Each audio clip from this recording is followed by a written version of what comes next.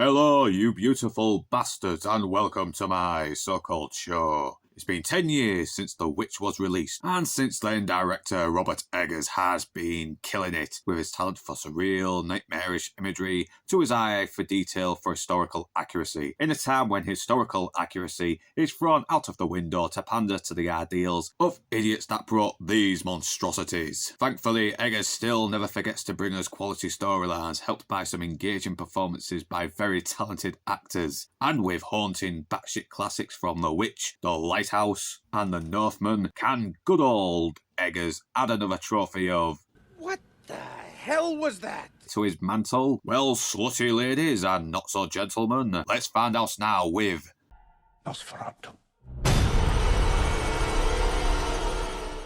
Despite his wife's warning, Thomas Hutter, played by Nicholas Hoult, is sent to Transylvania to attend some business with the mysterious Count Orlok, played by Bill Skarsgård, to discuss the sale of a house in Hutter's hometown Wisborne, only for Mr. Hutter to discover Orlok may not be all that he seems, as he ends up being held prisoner for good old Orlok to feast upon. Yummy! And with Orlok haunting the dreams of Jonathan's wife Ellen, played by Lily Rose Depp, as well as placing a curse upon Wisborne, will our heroes Professor Franz, played by Willem Dafoe, Dr. Shivers, played by Ralph Inson, and Friedrich, played by Aaron Taylor-Johnson, be able to stop him? And will this be the movie that redeems Bill Skarsgård and Aaron Taylor-Johnson after these monstrosities?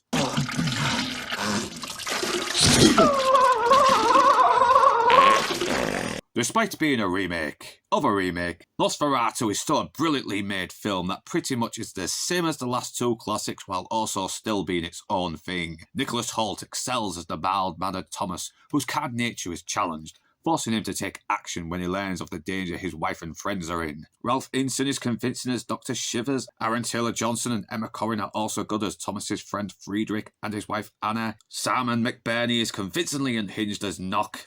And Lily Rose Depp smoulders as the mentally and spiritually tortured Ellen, and credit to Depp, as she is giving it her all, conveying both strength and vulnerability that feels believable.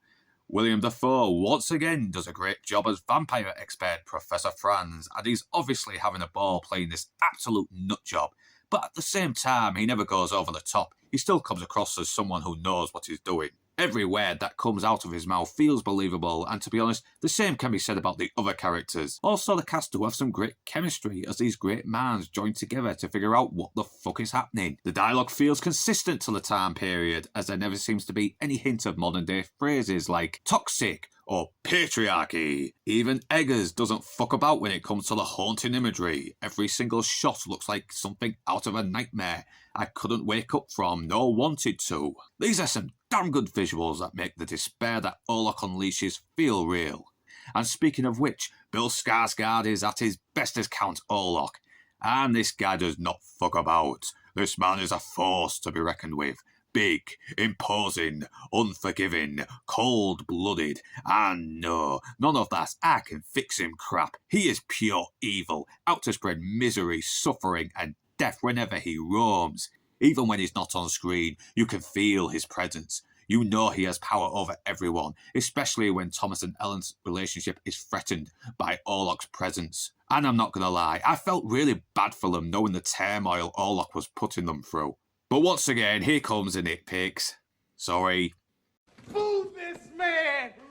If you've already seen both versions, as well as the many actual Dracula adaptations that have been made throughout the years, you know what to expect. And the final climax isn't as impactful as it should be. And yes, spoiler, sacrificing herself to save the village is noble and consistent to the story, but it already happened in the Herzog version, and even that was underwhelming. And also, what the fuck is this guy's deal?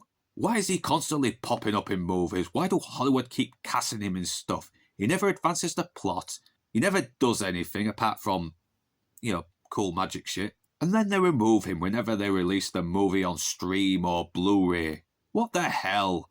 Then again, better him than these fucking goons. But despite its problems, it's still a worthy remake, and though it treads familiar ground, it still feels unique. And just like Orlok himself, this film will haunt you well after you leave those sticky cinema seats.